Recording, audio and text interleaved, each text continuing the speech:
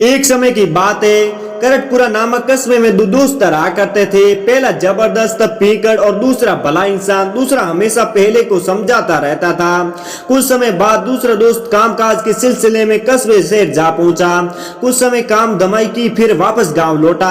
अपनी नई साइकिल के पेंडल मारते हुए सीधे अपने दोस्त के घर पहुंचा। पहला हमेशा की तरह धुत मिला।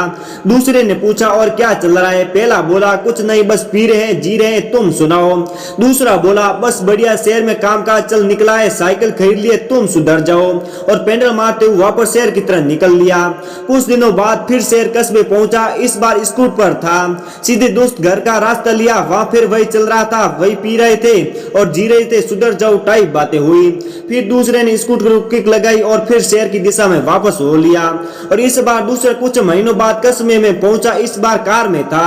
सीधे दोस्त के घर रास्ता लिया। पता चला कि वो घर नहीं है, खेत गया हुआ है। तो दूसरे ने कार सीधे खेत की दिशा में दौड़ा दी। वहां पहुंचा तो देखता है क्या है कि पहले खेत के बीच बीच खाट पर बैठा पी रहा है। पास में एक हेलीकॉप्टर खड़ा है। दूसरा सीधे अपने दोस्त के पास जा पहुंचा और वही पुरानी बातचीत शुरू हुई। और क्या चला है? पहला बोला, बस कुछ नहीं यार, वही पी रहे हैं, जी रहे हैं। पीते पीते बोतलें ज्यादा इकट्ठी हो गई तो बेचकर हेलीकॉप्टर खरीद लिया और पार्किंग के लिए खेत भी खरीद लिया है, और तुम सुनाओ। दूसरा वही बेहोश हो गया।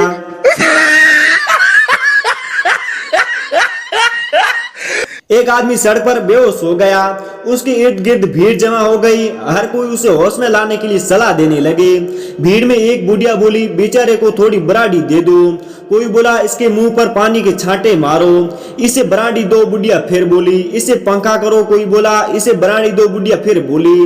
इसे अस्पताल ले जाओ, किसी ने कहा। और इसे बराड़ी दो, बुढ़िया फिर बोली।